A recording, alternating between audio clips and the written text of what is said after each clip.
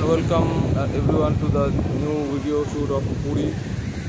পুরীতে যেমন আজকে আর একটা ভিডিও করেছিলাম যে আমরা পুরীর রামকৃষ্ণ মঠ, তার যে আশ্রম রয়েছে রামকৃষ্ণ মঠের যে টুরিস্টদের জন্য যে ফেসিলিটি রয়েছে থাকার, এখানে এখানেই আমরা থাকছি।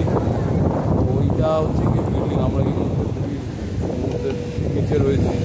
তো সি বিচে এই মুহূর্তে ওই সন্ধ্যে 5:30 পৌনে 6টা মতন বাজছে এবং সূর্যাস্ত হচ্ছে। সূর্যাস্ত এই সময় গরমটা কমে গেছে। সূর্যাস্ত এখন জুন মাসের আজকে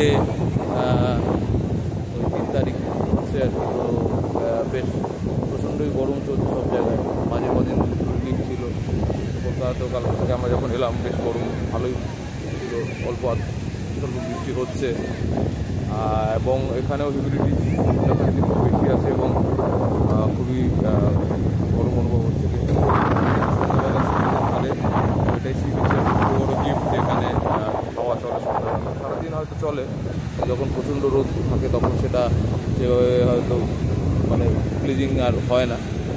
আমরা যে সকালে এসেছি, কালকে রাত্রিবেলা ওয়ান নাইট ছিলাম আর পুরী এক্সপ্রেস ট্রেন ধরে এসেছি। সকালে এসে যেহেতু সকাল সকাল পৌঁছে গিয়েছিলাম ওই রামকৃষ্ণ মঠ দেখা যাচ্ছে, দেখা যায় লোকাল যে খুবই কাছে এই বিল্ডিংটা হচ্ছে রামকৃষ্ণ মঠ।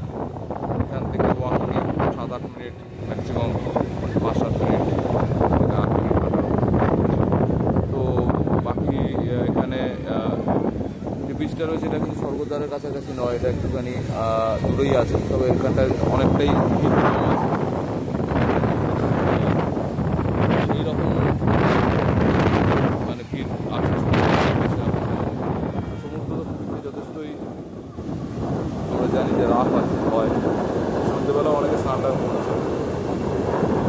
আমরা সকালেই স্নান করেছিলাম ঘন্টাখানে এবং এখানে রামকৃষ্ণ মঠে আমাদের খাওয়া দাওয়ার যতটুকু টাইমিংও স্পেসিফিক টাইমে হয়।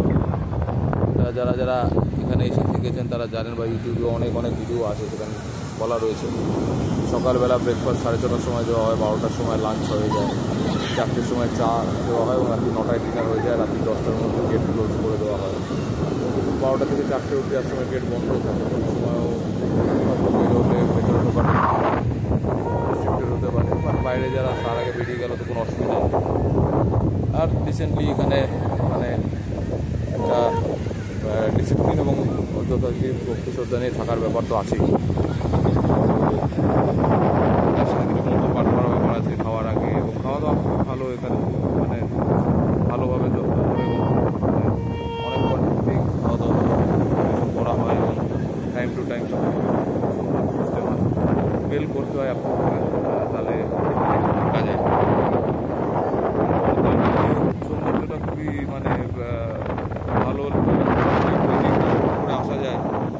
অত বিশাল কিছু প্ল্যানিং করতে হয় না, টিকিট পাওয়া গেলে থাকার জায়গাটা হয়ে গেলে এখন যে পাহাড়ে গেলে হয়তো গরমের সময় খুব একটা রিলিফ হয় গরমের থেকে, বাট পাহাড়ে যাওয়াটা একটুখানি প্ল্যানিং শিডিউলিং এগুলো ব্যাপার থাকে, সাথে জামা কাপড় নেওয়ার ব্যাপার থাকে, হঠাৎ করে গরম থেকে ঠান্ডাতে গেলে একটা অ্যাডজাস্ট করার ব্যাপার থাকে। গরম জায়গা থেকে ওখানে এলে হয়তো সেরকম দিনে বা মনে হয় যে এসে কোথাও যাওয়া যাচ্ছে না, তো আসা হলো। বাট এইরকম ইভিনিং মানে রাত্রি অবধি যথেষ্ট ফিলিং থাকে এবং খুবই ভালো লাগে এবং মাইন্ড ফ্রেশ হয়ে যায়। এটা পুরী যতদিন চলে ঘুরে বেড়ায়, আমরা খুবই দেখতে পাচ্ছি ভিডিও করে। এবং তাছাড়া টুকটাক যেরকম মালা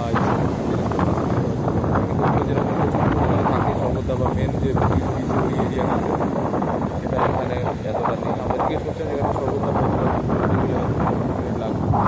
আমরা আজকে অটো করে যাওয়ার প্ল্যানিং করি, কালকে যেতে পারি। এই সমুদ্র আরও ক্লোজলি আমি কিছু ভিডিও শুট করছি বলে আরও ভালোভাবে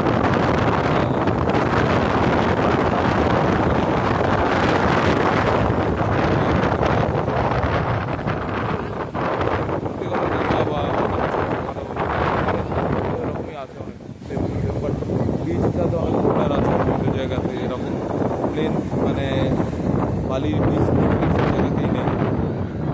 বকখালিটা কিন্তু রিসেন্টলি আমি গিয়েছিলাম, সেখানে তো সমুদ্র বে এরিয়ার মধ্যে পড়ে যায়, হারির মধ্যে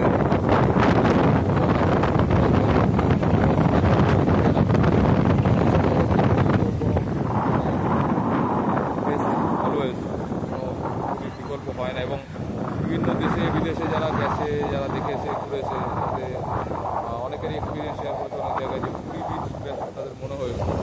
ইন্ডিয়ার মধ্যে যত বিচ আছে, রেট করে বলছে যে পুরী বিচ আমাদের এক্সপিরিয়েন্সের মধ্যে সব থেকে সেরা বিচ। আর স্নান টান করা এখানে এখন একটু কষ্টই করা দরকার পড়ে, তাছাড়াও তো আমরা জানি সমুদ্রে রেখে এই ঢেউগুলো স্রোত মানে যেরকম হয়তো মনে হচ্ছে যে খুব কিছু বড় ঢেউ নয়, বাট এটা তো একটা স্বাভাবিক এরকমই ঢেউ থাকে। থেকে বড় ঢেউ হলে তো তখন ইভ্যাকুয়েট করে দেওয়া হতো বা নোটিস করা হতো যে এখন কোনোভাবে ওয়ার্নিং আছে, নিম্নচাপ আছে, লো প্রেশার, ডিপ্রেশন, সাইক্লোন হওয়ার চান্স আছে, তখন তো এইসব জায়গা থেকে উঠতে পারতো। বাট অ্যাট ন্যাচারাল এরকমই থাকে ঢেউ। তার সাথে কিন্তু এর যে আন্ডার কারেন্ট যেটা ঢেউটা যখন ফিরে যায় তখন কিন্তু যথেষ্ট একটা কারেন্ট থাকে। সেই কারেন্টটাতে মানে মানুষেরও একটা রিস্ক থেকেই যায় যে প্রশ্বাস না থাকলে যদি হট করে অনেকটা টেনে নিয়ে যায় তখন সেটা একটা প্যানিকিং সিচুয়েশন হয়ে যায়। তাছাড়া হচ্ছে গিয়ে